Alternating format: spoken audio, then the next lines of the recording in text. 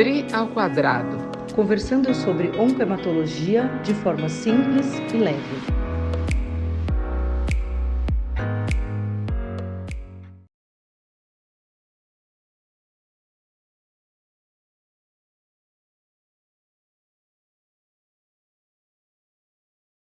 Olá, eu sou a Adriana Pena. E eu sou a Adriana Schelliger. E você está de novo aqui no Dri ao quadrado. E Dri, o que nós vamos falar hoje? Nós vamos falar gestação e linfoma. Isso aí. Já que a gente falou antes sobre fertilidade, agora nós Agora vamos vamos falar da falar. gestação Isso aí. e os linfomas. Vamos lá. O que eu acho que é interessante, né, é que a gente, como hematologista, acaba tendo um viés de ver bastante caso de gestante com linfoma. Ah, sim, Mas, na claro. verdade, a incidência não é tão alta assim, né? Exatamente. Uhum. Para a gente ter uma ideia, os cânceres mais comuns na gestação é o câncer de mama. Uhum. Mas daí o segundo câncer mais comum na gestação é o linfoma, mas a incidência é Uhum. muito menor do que do câncer de mama. Eu até anotei os números aqui, ó, para a gente ver. O câncer de mama é 30 para 100 mil gestações. E linfoma é 10 para 100 mil gestações. Uhum. 3 vezes menos. Exato. Então, e aí depois vem colo de Uhum. útero, não, depois vem leucemia e aí colo de útero, ovário, tal, tireoide. Então, não é uma doença, não é uma associação de situações tão frequentes Uhum. assim. Uhum. O linfoma mais comum na gestação é o linfoma de Hodgkin, né, Dri? E Sim. acha-se até que tem uma associação, né, de uma alteração de imunidade que predisporia ao linfoma de Hodgkin na gestante. Uhum. E aí, uma coisa que eu acho que é importante a gente dizer é como que a gente faz para descobrir que está com linfoma na gestação? Porque alguns sintomas podem ser meio sintomas de gestação, né? Então, Certo. assim, você Uhum. pode ter Enjoo. náusea, vômito, perda de peso, até às vezes, que no começo No algumas gestantes início, né, por ter perdem, náusea e vômito, perde perde peso. Tá. peso. Então, tem alguns Uhum. sintomas que mimetizam aí, né? Até mesmo a sensação de plenitude, né, porque pode ter uma massa abdominal. E Uhum. aí pode achar que é porque ainda está na gestação e tal. Então é Uhum. importante a gente ficar atento aí que esses sintomas podem, por exemplo, fadiga, né? Uhum. Aquela Fadiga. sensação de cansaço constante, de que você não, né, você não está bem. Que Às vezes até também é presente nos primeiros meses da gestação, né? exato. Então esses sintomas muito primitivos, às vezes até alteração de hemograma que pode acontecer na gestação. Uhum. Então a gente tem que prestar atenção aí para conseguir diferenciar esses sintomas normais de sintomas anormais, né, Dri? E é importante porque se você tiver uma suspeita, né, por exemplo, a mulher está grávida e vai fazer um exame, como por exemplo o ultrassom, que é um exame comum na gestação, e descobre lá que tem, por exemplo, um baço aumentado, ou Uma tem massa linfonodos abdominal. aumentados na região inguinal. E aí começa o processo de investigação. E aí, quais são os exames que a gente vai fazer, né? Então, porque radiação é um Aí é que é problema no o primeiro ponto trimestre, importante. né? E eu Uhum. acho que isso é interessante da Isso, gente aí o discutir importante é a também, gente né? separar, né? Separar entre os trimestres que são, tanto do ponto de vista do diagnóstico, quanto do tratamento e da sequência, né? É. Porque tudo que é no Então, vamos primeiro lá. trimestre de gestação é mais complicado, né, Dri? Porque a chance de Sempre. Uhum. malformação, que a gente chama de teratogenicidade, é muito maior no primeiro trimestre. Porque é quando o feto se forma de fato. Depois do primeiro Uhum. trimestre, ele está formadinho, ele cresce. É lógico que tem estruturas que vão se aperfeiçoando, vamos dizer assim, ao longo dos outros trimestres de gestação, mas a formação mesmo mais importante é no primeiro trimestre. Então a gente tem que entender tudo isso, assim, eu posso dar radiação, eu não posso. Então, ao invés de fazer, por exemplo, tomografia ou PET scan, eu vou estadiar essa paciente só com ultrassom, ou eu vou fazer, por exemplo, uma tomografia com proteção da região, porque existe também essa Uhum. possibilidade da gente proteger a barriga, né, para que a gente não Uhum. tenha exposição a essa radiação da tomografia, ou não, é uma exposição pequena. Então, a maior parte dos exames de imagem, exceto o ultrassom, são contraindicados na gestação, inclusive ressonância e tal. Então, a gente sabe que nesse primeiro trimestre da gestação o negócio é mais complicado, né, Bruno? Eu acho que se a gente estiver investigando uma mulher que tem a doença acima do diafragma, ou seja, palpando se não tem nada no abdômen, o ultrassom não mostrou nada além do feto e do útero gravídico, mas ela tem, por exemplo, linfonodo no pescoço, você pode fazer, eventualmente, até um raio-x com proteção do abdômen, e você vê se o mediastino está alargado, se você vai fazer uma biópsia para fazer o diagnóstico, enfim. E até isso, né? Discussão com a, desculpa, te cortei, mas discussão com o anestesista, depois para fazer biópsia, com o ginecologista, com o cirurgião. Qual que é o melhor método para fazer Uhum. a biópsia? Eu posso ou não sedar, anestesiar e tal? Então, acho que são várias questões. Então, eu acho que o maior dificuldade, não há dúvida, que é no primeiro trimestre, tanto para diagnóstico quanto para tratamento, mas quando a gente está falando em linfoma Hodgkin, dependendo de como a paciente se apresenta no primeiro trimestre com a doença, a gente até pode distanciar e começar a investigar no segundo trimestre em diante, porque a gente sabe que o Hodgkin, diferente de, por exemplo, um linfoma não Hodgkin, aí seria uma doença mais agressiva, ele eventualmente tem uma evolução mais lenta, como se fosse um linfoma indolente. Então, ele pode eventualmente, digamos que ela tenha, vou dar um exemplo, ela está com 12 semanas, está no auge do primeiro trimestre, e fez o diagnóstico de linfoma, eventualmente você espera mais 4, 6 semanas para estadiar, aí sim, com eventualmente uma tomografia do tórax, com proteção do abdômen, enfim, de alguma forma que você possa estadiar um pouco mais próximo do que seja para começar a tratar, porque a partir do segundo trimestre, algumas drogas já podem ser feitas. Exato, né? Principalmente o tratamento de Hodgkin, a gente consegue fazer muito mais tranquilo a partir do segundo trimestre. Até o Isso. de não Hodgkin, a partir do segundo trimestre, dependendo do risco que dessa paciente, a gente já consegue fazer.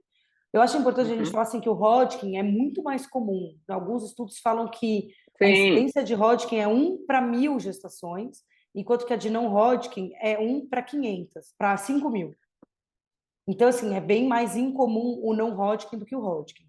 A gente Sim, vê até porque mais. a não Hodgkin costuma ser em pessoas acima de 40 anos, então muitas vezes elas já engravidaram, não vão ter outros filhos.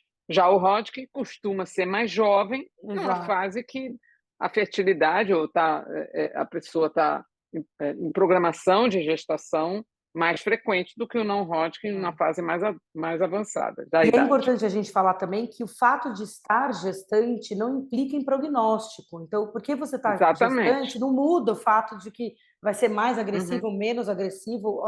O linfoma é o mesmo, ele vai exatamente. se comportar da mesma forma que ele se comportaria Uhum, se você não tivesse grávida. E aí eu acho que é importante a gente falar sobre necessidade de tratamento, né? Então, sim. muitas vezes a gente pondera, que nem a Adriana falou, deixar mais para frente diagnóstico, tratamento e tal, né? Porque é o linfoma mais localizado, que não tem compressão de órgãos e tal. E o Hodgkin Uhum, é uma doença que cresce mais devagar, mas quando a gente está falando de linfoma não Hodgkin, é. muitas vezes a gente não tem essa possibilidade de Uhum. esperar nada. E aí se aliar. Então, o seu hematologista e o seu obstetra têm que estar muito Obstetra, alinhados para que a muito. gente possa falar a mesma língua para decidir qual que é o melhor momento e o que a gente vai fazer, né?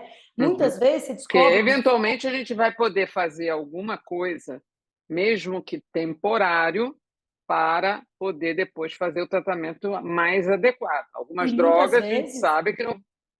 Hã? muitas vezes não vai poder esperar, né? Não, não, exato. Você vai ter que tratar independente de que fase da gestação você Sim. está e com o Uhum. risco de que aquela gestação não evolua, né? E que a gente tenha uma perda Exato. fetal. E o que eu Uhum. acho que é interessante de falar sobre gestação Sim, você também. está falando isso, que é muito importante colocar que no momento, isso a gente vai, obviamente, a mulher é adulta, a gente vai conversar. Como você falou, tem a multidisciplinaridade fundamental, vai ter obstetra, a gente vai ter a hematologia, você vai ter Psicologia. a gente vai colocar o serviço social, ou o psicólogo, ou ambos, para dizer que naquele momento se aquela doença coloca mais em risco a vida da mãe, a gente tem que ponderar de iniciar o tratamento com o risco para o feto por conta do risco de vida da mãe, risco No de fim das morte, na contas, a realidade. depender de quanto tempo tem essa gestação, implica no risco de morte da mãe e do feto, né? É, exato, exato. Porque Uhum. dependendo de, é um linfoma muito agressivo e está muito no começo da gestação, se a gente segurar, a mãe falecer, a chance do feto falecer existe também, É, né? exato, claro. Por isso que vai envolver a idade, a história da paciente, o tipo de linfoma, o estadiamento do linfoma ou a apresentação dele naquela gestação que a gente tem que saber. Então, são várias nuances que vão ser colocadas de forma individual, por isso que não é muito simples. É um momento muito difícil, tanto para a hematologista, o hematologista, o obstetra, a paciente, as famílias que estão envolvidas, que são decisões compartilhadas. Isso não é uma decisão única unilateral ou do médico obstetra, nem do hematologista, e nem deve ser só da paciente. Por isso que a gente tem que envolver todo mundo Todo mundo. na decisão que vai levar ao melhor resultado final, né? Exato. E eu acho que é isso, assim, às vezes a decisão é você interromper a gestação. E às vezes o feto é viável para ser interrompida a gestação para que você possa tratar a mãe, né? Então isso Uhum. também é um pensamento, né? Então eu descobri no terceiro trimestre, vamos supor, sei lá, com 33, 34, 36 semanas Isso, de gestação. Talvez esse feto seja viável, eu possa interromper essa gestação antes isso. e Uhum. tratar a mãe, né? Então, eu acho que é isso que você falou, assim, a gente tem que ponderar todos os cenários possíveis. Todos os cenários. E Uhum. tem uma outra informação que eu acho que é uma coisa que a gente que é mãe sabe, que passa zuzu na sua cabeça, que é assim, Uhum. tá bom, eu tenho linfoma, o meu filho vai ter linfoma também, ou a minha filha, ou o meu feto tem linfoma Uhum. também? E aí, não. Existe um negócio que chama barreira Uhum. hematoplacentária, que é uma barreira que Uhum. impede que muitas coisas da mãe sejam passadas para o bebê, né? Ela permite que Uhum. nutrientes, oxigênio passem e tal, mas ela não permite que outras coisas passem. Então, as células neoplásicas não passam. Eu fiz recente uma aula, dei uma aula recente sobre linfoma e gestação, e uma das coisas era assim, existem, eu acho que 7 casos de, vamos dizer assim, metástase, né, ou presença de célula de linfoma no feto, no Hum. mundo, publicados no mundo.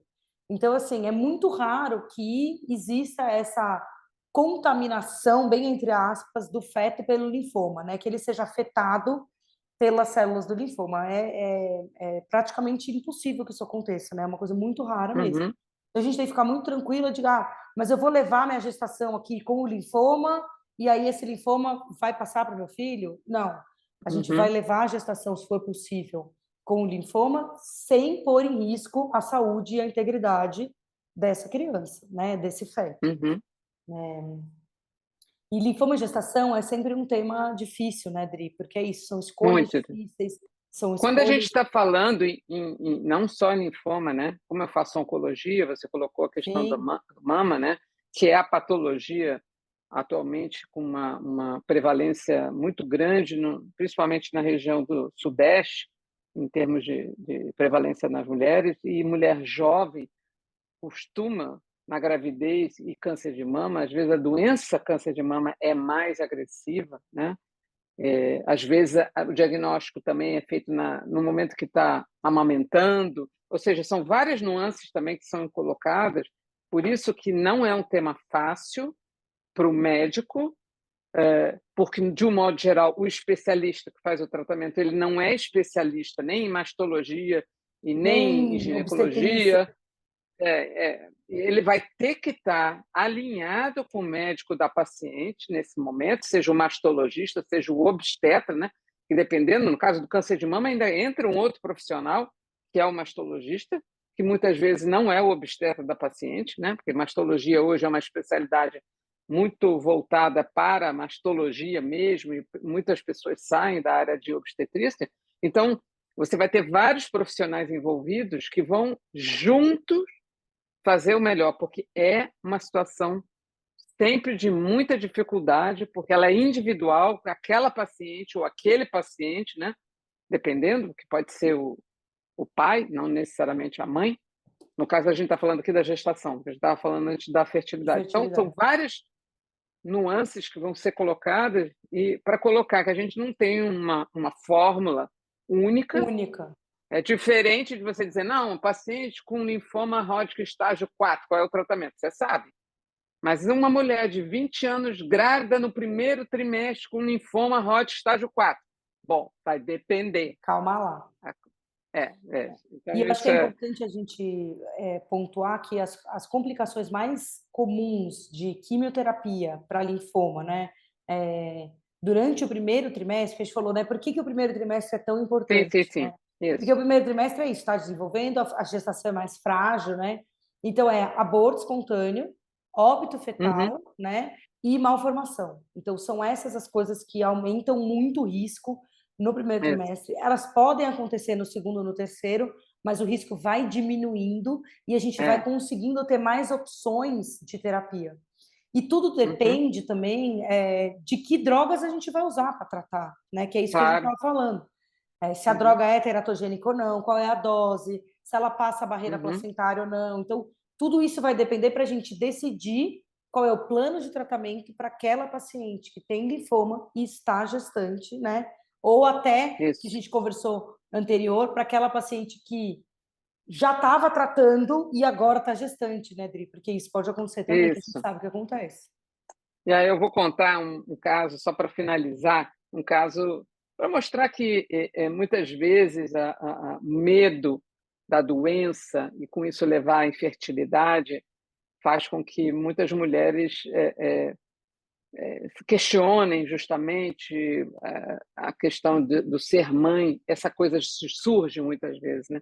E eu me lembro que eu tive uma paciente que tinha um Hodgkin daquele de livro, aquele linfonodo aqui bem cervical alto, 1A. O paciente não tinha nenhum fator de mau prognóstico, excelente, jovem. Muito bem. Eu fiz nessa paciente 2 ABVDs, ela fez um PET interino, resposta completa, e eu fiz mais 2 AVDs. Foi o que eu fiz para ela. Ela não tinha por que fazer radioterapia e tudo, ela tinha coletado os óvulos por orientação do clínico dela, fez uma mini pelve peritonite, atrapalhou um pouquinho o início do tratamento, mas enfim. E aí, quando acabou o tratamento, ela insistiu que queria fazer PET. Eu falei, não vou fazer PET em você tem resposta completa, você não tem nenhum risco. Né? E ela insistia, e eu disse, não, agora não, vamos esperar um pouco. E eu dizendo para ela não fazer o PET. Muito bem, quando, sei lá, acho que passou um mês do término do tratamento, ela me liga desesperada, Dri, ela me chamava de Dri, eu preciso ir no consultório. Eu falei, tudo bem. Aí ela chegou para mim, eu estou com um beta-HCG de 8.000. Que é isso? Eu falei, gravidez. Gestação. Você viu porque eu Isso não aí queria chama fazer PET? gestação. E ela teve uma gestação absolutamente normal, depois teve um outro filho, e eu nunca mais fiz PET nela, porque ela Isso está em aí. resposta completa desde o Não é. início, muito bem, e a gente sabe que PET pode atrapalhar o feto, não pode fazer Não PET pode. durante a PET gestação. e cintilografia são absolutamente É, proscritos, não é para Deus me fazer. livre. Então, eu sei que sempre falei para ela, tá vendo? Porque às vezes o médico tem razão, não vamos fazer PET, porque você tem uma chance de estar agora com uma atividade sexual normal, com noivo, etc. Não pode engravidar. É. Acabou o tratamento, acabou. Eu queria falar só mais uma coisa antes da gente finalizar, que assim, não é que fazer quimioterapia no segundo e no terceiro trimestre da gestação é isento de risco, né? Existe o Claro, risco de aumentar risco de parto prematuro, tem aumentar, microcefalia, pode pode dar, ter. às vezes, no segundo, terceiro trimestre. As malformações são mais raras, mas pode acontecer, mas parto prematuro, baixo peso ao nascer também, Baixo peso. retardo de crescimento intrauterino, então tem essas coisas. É, a gente existem drogas que são cardiotóxicas, mas tem poucos Sim. estudos mostrando se na gestação a gente aumenta esse potencial cardiotóxico e se essas drogas afetam o feto também. Então isso ainda é Uhum. controverso, né? Uhum. Existe uma coisa muito importante que eu queria falar aqui para quem que é da área da saúde, que está ouvindo e tal, e até para as gestantes que estão, por acaso, aí nesse tratamento, existe o risco de neutropenia, ou seja, de baixa de contagem de leucócitos pós-quimioterapia no feto também.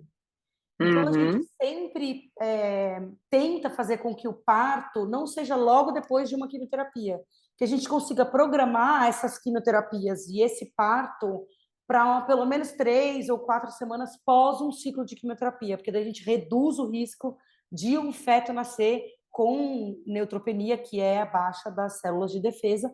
E isso pode ser importante, o feto já um serzinho que tem Isso. uma imunossupressão, vamos dizer assim, né, que não teve contato ainda com o mundo.